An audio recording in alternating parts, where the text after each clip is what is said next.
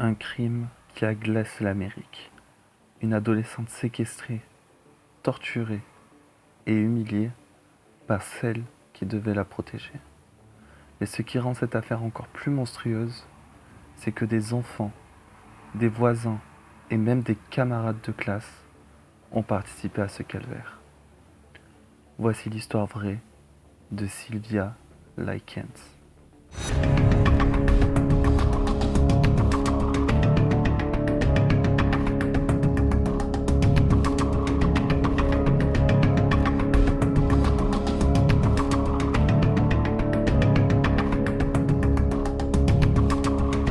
Hello à tous, j'espère que vous allez bien. Nouvelle vidéo, nouvelle affaire, cette fois-ci de Sylvia Likens. Donc moi je vous propose de prendre quelque chose à manger, quelque chose à boire, et c'est parti.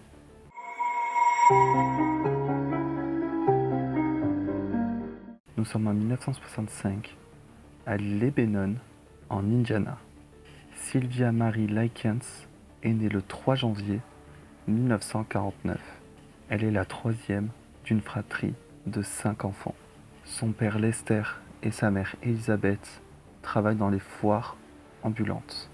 Ce sont des forains. Ils vendent de la barbe à papa, des sucreries, des boissons. Ils parcourent l'état d'Indiana de fête en fête. Cette vie instable pose problème. Comment élever 5 enfants en étant toujours sur la route?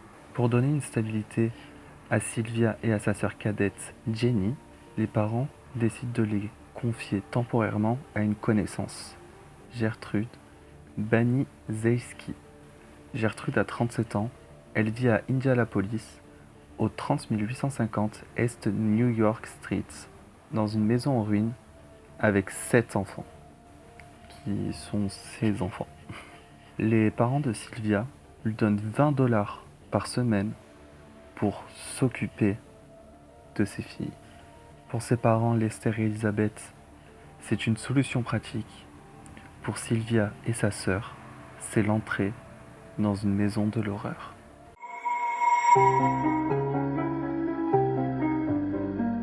Gertrude est décrite comme une femme fragile, pauvre et épuisée par la vie. Elle a été mariée 2 fois, a eu 7 enfants, vit désormais seule, enchaînant petit boulot par petit boulot. Elle est maigre, malade, fume en permanence et souffre d'une dépression. Mais derrière cette façade de mère malheureuse se cache une cruauté glaçante. Très vite, Sylvia devint sa cible. Pourquoi elle? Certains disent que Gertrude était jalouse de sa beauté et de sa fraîcheur. D'autres pensent que c'était dû au paiement retardataire des parents envers Gertrude. Quoi qu'il en soit, dès les premières semaines, la haine grandit.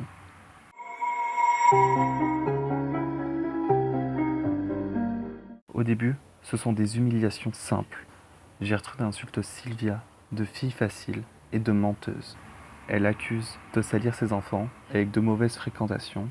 Et si l'argent de Lester, le père de Sylvia, arrivait trop tard, Sylvia se faisait prendre à coups de ceinture. Peu à peu, les choses évoluent et Sylvia avait de plus en plus de punitions. Les choses s'aggravent. Gertrude interdit à Sylvia de manger. Elle la force à rester debout pendant des heures et elle la frappe à coups de batte et de planches en bois. Peu à peu, les propres enfants de Gertrude, Paula, Stéphanie, Coy, John et les plus jeunes participent. Gertrude les encourage en leur disant « Allez-y, elle le mérite ».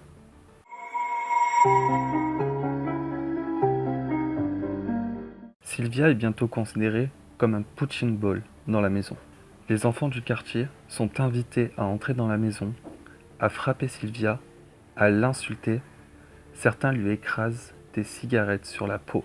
Et Jenny, sa sœur cadette, est forcée d'assister à cela. Si elle se mettait à protester, Gertrude la menaçait de lui faire subir le même sort. Les sévices sont inimaginables. Sylvia est privée de nourriture, forcée à manger des restes pourris et même ses propres excréments. Elle est faussement accusée d'être enceinte, battue au ventre. Gertrude la force à se déshabiller devant tout le monde. Un jour, Gertrude et ses enfants chauffent une aiguille et marquent son ventre. I'm a prostitute and proud of it. En français, ça voudrait dire je suis une prostituée et j'en suis fier. Le temps passe, encore et encore, et Sylvia s'effondre, humiliée psychologiquement.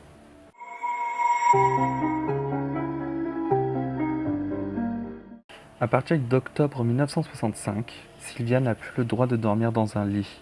Elle est envoyée dans le sous-sol, noir et humide, de la maison.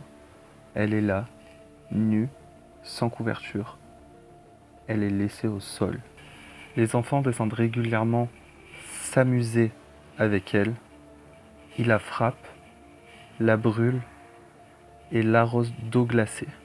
Certains voisins ont dit avoir entendu des cris, mais personne n'est intervenu à aucun moment.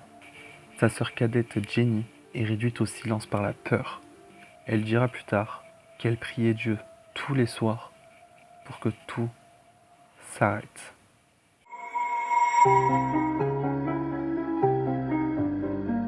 Le 25 octobre 1965, Sylvia n'a plus de force. Elle tente d'écrire une dernière lettre à ses parents, dictée par Gertrude, affirmant qu'elle a fui avec un garçon, une tentative de couvrir le crime. Le lendemain, le 26 octobre, Sylvia essaye de se lever. Elle tombe, incapable de bouger. Gertrude et ses enfants la battent encore et encore. Sylvia murmure simplement « Je veux juste que ça s'arrête ». Quelques heures plus tard, elle rend son dernier souffle. Elle avait 16 ans.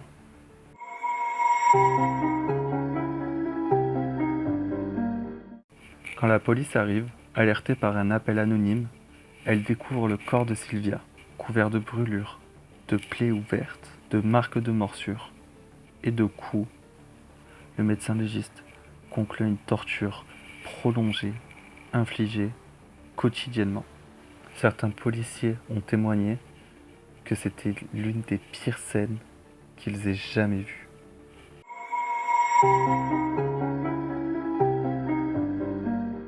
L'affaire choque toute Indianapolis. Gertrude Baniszewski et ses enfants et plusieurs adolescents du quartier sont arrêtés. Excusez-moi de la prononciation. Le procès en 1966 révèle l'impensable.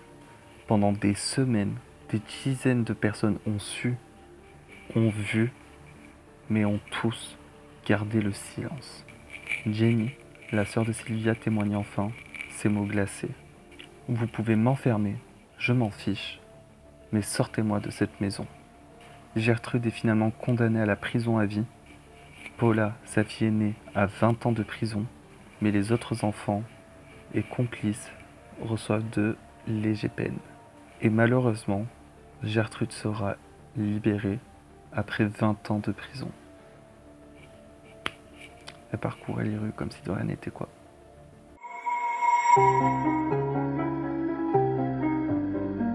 L'affaire de Sylvia Likens devient l'affaire la plus étudiée sur la maltraitance infantile aux États-Unis.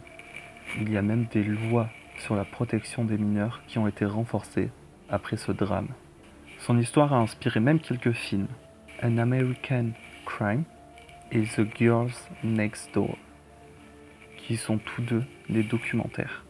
Et ces documentaires restent un exemple glaçant de ce que la cruauté humaine peut engendrer, surtout quand personne n'ose intervenir.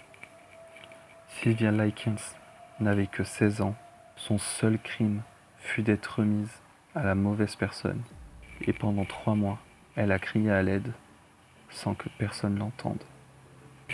Et voilà, j'espère que cette affaire vous aura plu.